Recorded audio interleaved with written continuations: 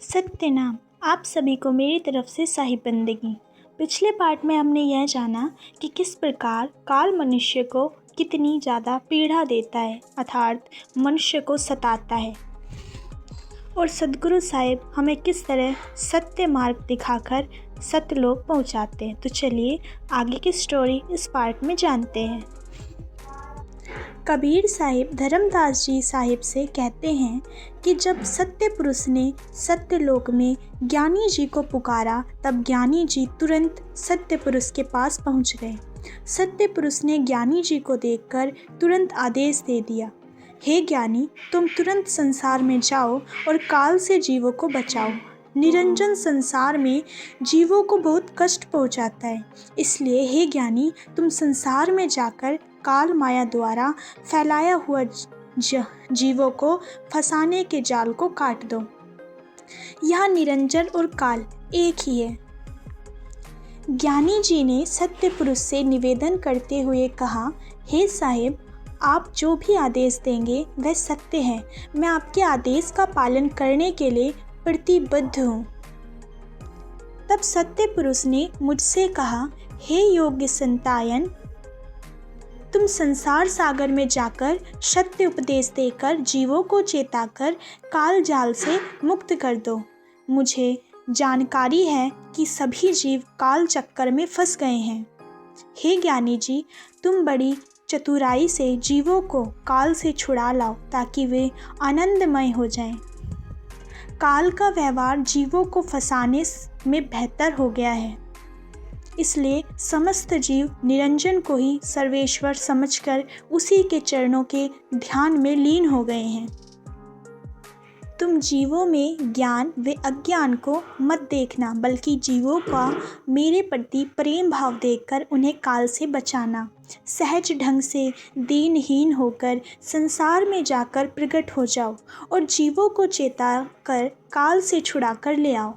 जो जीव तुम्हें पहचान कर तुम्हारी शरण में आ जाएंगे और तुम्हारे चरण पकड़ लेंगे, वही जीव मुझे प्राप्त कर सकेगा। परंतु कोई बिरला ही नर देहधारी जीव तुमको पहचान सकेगा। आप अबोध जीवों पर दया करके तुम संसार में जाकर जीवों के कर्णधार बनो। जीवों को अपने नाम रूपी पतवार में बैठाकर भवसागर से पार करके मेरे पास पहुंचा दो। मेरी तुम पर पूरी कृपा है और मैं तुम्हें सामर्थ्य, बल तथा प्रभाव देता हूँ। मुझ में व तुम में कोई भेद नहीं है। जो मैं हूँ वही तुम हो।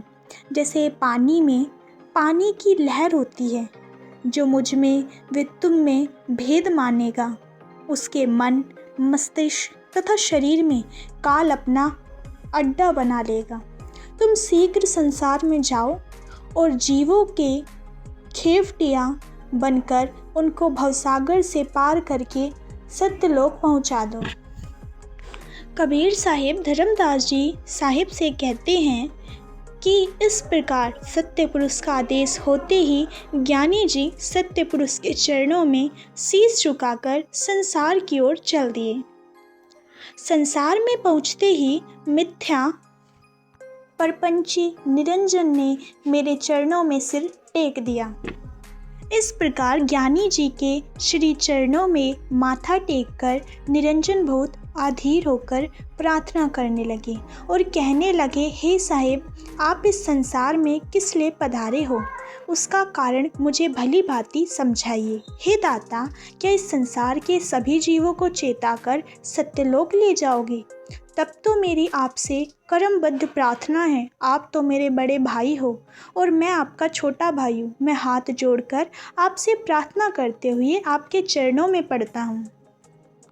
हे ज्ञानी जी, आप अब संसार में तो पधार गए हो और सभी जीवों को चेताकर अगर सत्यलोक ले जाओगे तो फिर सत्य पुरुष द्वारा मुझको दिया हुआ वचन पूरा नहीं होगा। अतः सत्य पुरुष का सृष्टि कर्म नहीं चल पाएगा और सत्य पुरुष का वचन नष्ट हो जाएगा। सत्य पुरुष ने मुझे 3 लोक का राज दिया। सृष्टि साजों में जीवों की ही प्रधानता है। तब निरंजन द्वारा प्रार्थना करने पर ज्ञानी जी ने निरंजन को धीरज बांधते हुए कहा, हे निरंजन, सारे जीव मेरे चेताने से चेतकर सत्यलोक नहीं चले जाएंगे, बल्कि कोई बिरला ही जीव मेरे चेताने से चेत पाएगा। बाकी सब न मुझे पहचान पाएंगे तथा न ही मेरे सत्य शब्दों पर विश्वास कर सकेंगे, क्योंकि तुमने इस तरह से जीवों को अपने जाल में फंसा लिया है कि जीव एकाएक मेरे सत्य वचनों पर विश्वास नहीं कर सकेंगे और तेरे ही अधीन रहेंगे। तुमने काफ़ी हद तक जीवों को ठग लिया है। कबीर साहिब धर्मदास जी साहिब से कहते हैं कि इस प्रकार निरंजन को धैर्य धारण करवाकर ज्ञानी जी सत्यलोक चले गए और निरंजन मृत्युलोक चला गया। फिर निरंजन जोर शोर से जीवों को दुखी करने लगे तथा सत्यपुरुष जीवों पर द्रवित हुए और ज्ञानी जी को बुलाकर कहा, हे ज्ञानी जी, अब ऐसा काम चलने वाला नहीं है। तुम स्थायी रूप से संसार सागर में जाओ और जीवों को काल से छुड़ाकर उनका भला करो। सत्य पुरुष का आदेश पाकर ज्ञानी जी ने सत्यलोक तथा सत्यलोक के शरीर का त्याग करके नर शरीर धारण करके काशी में प्रकट हुए। संसार में आकर जीवों को सदुपदेश देना प्रारंभ कर दिया। सत्य पुरुष ने द्वापर युग में ज्ञानी जी का नाम करुणामय नाम रखा।